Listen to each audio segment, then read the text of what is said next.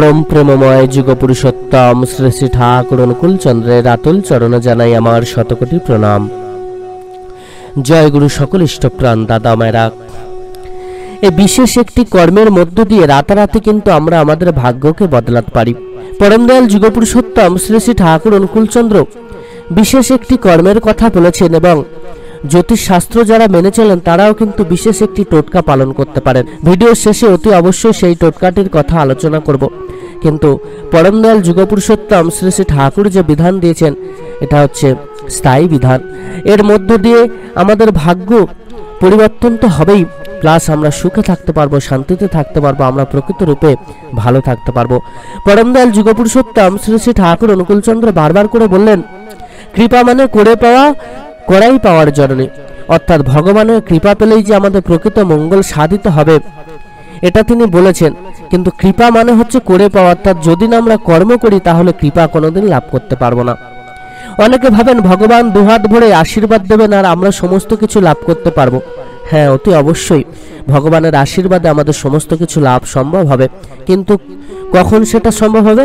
যখন আমরা তাঁর বলা কর্মকে মেনে চলবো, তাঁর বলা আদেশ নির্দেশ নীতিবিধিগুলি মেনে চলবো, তাঁর বলা বিধিবিধানগুলো মেনে চলবো, তবে তো আমরা তাঁর আশীর্বাদ লাভ করতে পারবো। তবে তো তিনি দুহাত ভরে আপনাকে দেবেন, আপনার সামনে তাঁর এই হাতটা তুলবেন। আমরা যদি না তাঁর বলা কর্ম করে চলতে পারি, অর্থাৎ তাঁর অনুগামী যদি না হই, তাঁর কথা মেনে যদি না চলি, তাহলে আমরা তাঁর আশীর্বাদ কিভাবে লাভ করতে পারবো? তো সবার আগে কি লাগে? সেটা হলো কর্ম। প্রকৃত কর্ম যিনি করেন তিনি কিন্তু প্রকৃত রূপে তাকে লাভ করতে পারবেন। ভগবানের আবার কর্ম কি? আপনাদের মনে অনেকে প্রশ্ন হতে পারে, ভগবানের কাছে আশীর্বাদ চাইব, ভগবান আমাদেরকে আশীর্বাদ প্রদান করবেন, আমাদের উন্নতি হবে, ভাগ্য বদলাবে, আমাদের চাকরি বাকরি হবে, ছেলেমেয়ের বিবাহ সম্পন্ন হবে, উন্নতি, অর্থ, প্রতিপত্তি, সম্পত্তি সব হবে, শত্রু দমন হবে, সমস্ত কিছু হবে, ভগবান সমস্ত কিছু করে দেবেন। আবার তার আবার কর্ম করতে যাব কেন আমরা? এরকম অনেকে মনে করেন। ভগবানের কর্ম কেন করতে হবে? ভগবানের কর্ম ছাড়া কোনোদিন কোনো কিছু লাভ সম্ভব হবে না। শাস্ত্র অধ্যয়নে দেখতে পাওয়া যায় যে আগেকার দিনের মানুষরা কিন্তু লক্ষ লক্ষ বছর ধরে তপস্যা করতেন, তারপরে ভগবানকে লাভ করতেন। তারপরে হাজার বছর ধরে তপস্যা করলে ভগবানকে লাভ হতো। আর এখন ভগবান বলছেন এই কলিযুগে যদি কেউ দিনে 10 মিনিট ধ্যান করেন তাহলে ভগবানকে লাভ সম্ভব হবে, কিন্তু আমরা সেটাও করতে পারছি না। লক্ষ লক্ষ বছর ধরে ভগবানের কর্ম, এই যে ধ্যান করছেন, তপস্যা করছেন, এটাও তো ভগবানের নাম জপ করছেন, ভগবানের বলা কর্ম করছেন, তো সেটা তো ভগবানের কর্ম। এই রকমের বিভিন্ন কর্ম কিন্তু তিনি আমাদেরকে দিয়েছেন, সেই কর্মগুলো করতে হবে। শুধুমাত্র মানব রূপে জন্মগ্রহণ করলাম, দুটো হাত আছে, দুটো পা আছে, চোখ আছে, কান আছে, নাক মুখ সব আছে, কিন্তু সেগুলোকে আমরা ভগবানের চরণে উৎসর্গ করছি না, ভগবানের কাজে লাগাচ্ছি না, তাহলে তো ভগবানের কর্ম আমরা কোনো কিছুই করছি না। তা ভগবানের আশীর্বাদ আমরা লাভ করব কিভাবে? সমস্তটাকে উজাড় করে দিয়ে পরমপিতার চরণ আশ্রয় নিয়ে পরমপিতাকে ডাকতে হবে, তবে তো তার আশীর্বাদ আমরা লাভ করতে পারবো। আমরা জীবনে সমস্ত কিছু করার সময় পাই, কিন্তু ভগবানকে ডাকার সময় পাই না। আর যখন কোনো বিপদে পড়ি তখন আবার ভগবানকে সবার আগে ডাকি। এই হচ্ছে আমাদের দ্বিচারিতা। ভগবানকে আমরা ডাকবো না, সারা জীবন ভগবানের কথা মনে করব না, ভগবানকে নিয়ে চলবো না, ভগবানের নাম জপ করবো না, সাধন ভজন করবো না, ভগবানের ভোগ নিবেদন করতে গেলেও আমাদের আলস্যতা দেখতে পাওয়া যায়। আমরা সেটাকে কর্ম মনে করে করার চেষ্টা করি, সন্ধ্যা প্রদীপ দেখাতে গিয়েও আমাদের অলসতা, সেটাকে কর্ম মনে করে আমরা করি, কিন্তু ভালোবেসে আমরা করি না। সেটা একটা রীতি রেওয়াজ চলে আসছে তাই আমরা করছি, এরকম কিন্তু অনেক বাড়িতেই ঘটছে। ভগবানকে যদি আপনি মন থেকে ভালোবাসেন, পরম দয়াল যুগপুরুষোত্তম শ্রী শ্রী ঠাকুর অনুকূল চন্দ্র তাই তো আমাদেরকে সমস্ত কর্মগুলি করার বিধান দিয়েছেন। তিনি বিধান কেন দিলেন? যাতে আমরা করি। না করলে যে পাওয়া হবে না, না করলে যে আমরা ভালো থাকতে পারবো না, আর আমরা না ভালো থাকলে যে পরম দয়াল ভালো থাকতে পারবেন না, তাই আমাদেরকে আগে ভালো থাকতে হবে। পরম দয়াল সকালবেলা ব্রহ্ম মুহূর্তে ঘুম থেকে উঠেই নাম জপ করার বিধান দিলেন, ইষ্টবৃত্তি প্রার্থনা করার বিধান দিলেন, সৎ গ্রন্থাদি পাঠ করার বিধান দিলেন।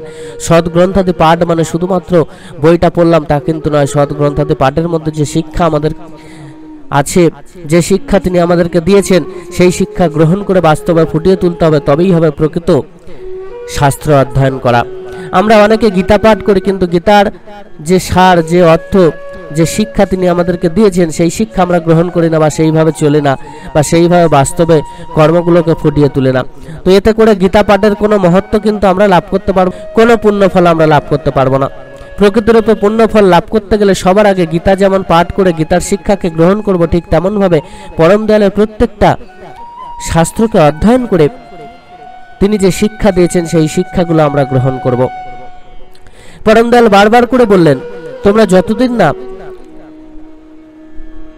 মানুষের মতো মানুষ হয়ে উঠতে পারছো, যতদিন না পরম পিতার সন্তান হয়ে উঠতে পারছো, ততদিন কিন্তু তোমাদের মহাপুণ্য লাভ হবে না।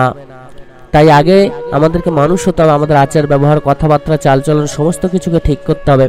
তারপরে কি করতে হবে? পরম দয়ালের অমৃত নাম জপ করতে হবে।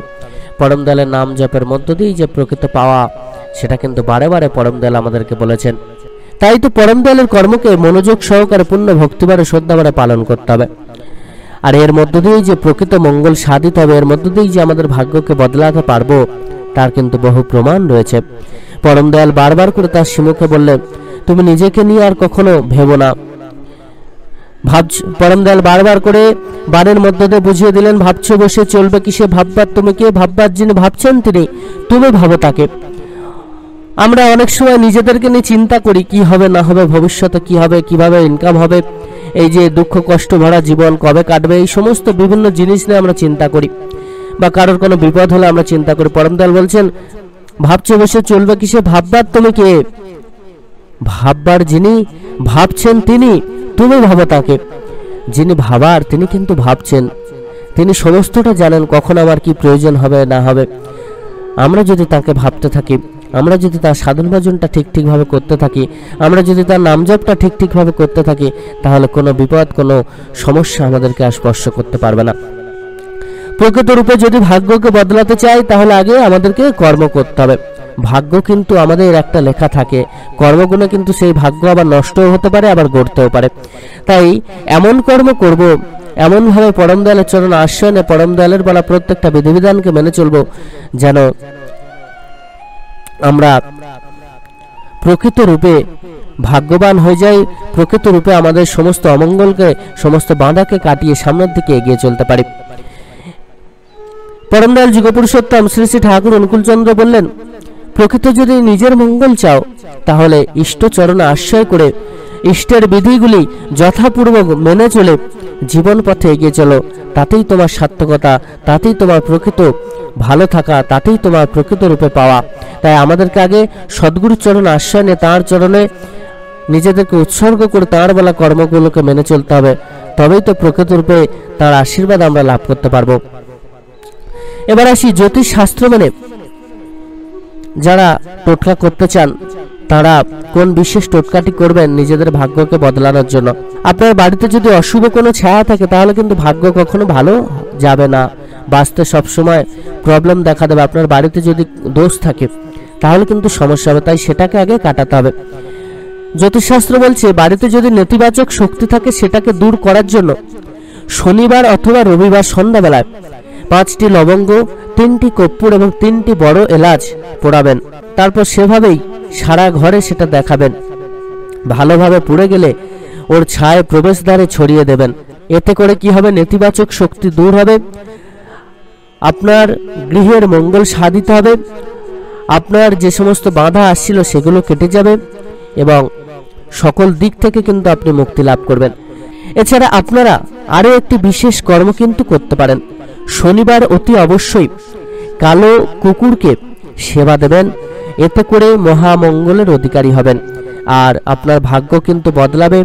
সহজেই সকল প্রকার বাধাকে আপনি কাটাতে পারবেন। আপনারা খুব করে পরম দয়ালের নাম জপ করুন, পরম দয়ালকে ডাকতে থাকুন, পরম দয়ালের সাধন ভজন করুন।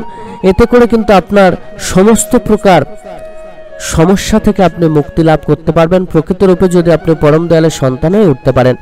এছাড়া যারা ভগবান শিবের পূজা করেন, তারা অতি অবশ্যই শনিবার লবঙ্গ দান করবেন, শিবলিঙ্গে জল ঢালবেন এবং এটি যদি 40টি শনিবার পরপর পালন করতে পারেন, তাহলে কিন্তু সহজেই আপনার বাড়িতে সুখ এবং আনন্দের জোয়ার বইবে। বাড়িতে আপনারা লবঙ্গের চারা লাগাতে পারেন। এছাড়া একটি লবঙ্গ সবসময় নিজের কাছে রাখলে কিন্তু অনেক বিপদ আপদ থেকে আপনি মুক্তি লাভ করতে পারবেন। তো এই ছিল জ্যোতিষমত ভাগ্য বদলানোর প্রতিকার। তবে পরম দয়ালকে সাথে নিয়ে না চললে আপনাদের জীবন কিন্তু কখনোই পরিবর্তন হবে না, যতই আপনি জ্যোতিষ মেনে চলুন না কেন। পরম দয়ালের নাম জপ করা, পরম দয়ালের সাধন ভজন করা মানেই হলো প্রকৃত মঙ্গলকে আনয়ন করা, প্রকৃতভাবে আপনার জীবনকে সুন্দর সুমধুর করে তোলা। যদি আপনি প্রকৃত রূপে পরম দয়ালকে লাভ করতে চান, যদি আপনি প্রকৃত রূপে পরম দয়ালকে সন্তুষ্ট করতে চান, তাহলে পরম দয়ালের কর্ম কিন্তু আমাদের প্রকৃত রূপে করতেই হবে। আর এই কর্মটাই যে আমাদের প্রকৃত কল্যাণ সাধিত করবে সেটা কিন্তু শাস্ত্র প্রমাণিত, এবং পরম দয়াল বারবার করে কিন্তু সেটা বলেছেন। তাই কর্ম করতে হবে, পরম দয়ালের আদেশ নির্দেশ মেনে চলতে হবে, পরম দয়ালের প্রত্যেকটা বিধিবিধানকে মেনে চলতে হবে, তাহলেই প্রকৃত রূপে সমস্ত কিছু লাভ সম্ভব হবে। সকল ইষ্টপ্রাণ দাদা মায়েরা প্রত্যেকে খুব ভালো থাকবেন। পরম দয়াল আপনাদের প্রত্যেকের মঙ্গল করুন। জয় গুরু বন্দে পুরুষোত্তম।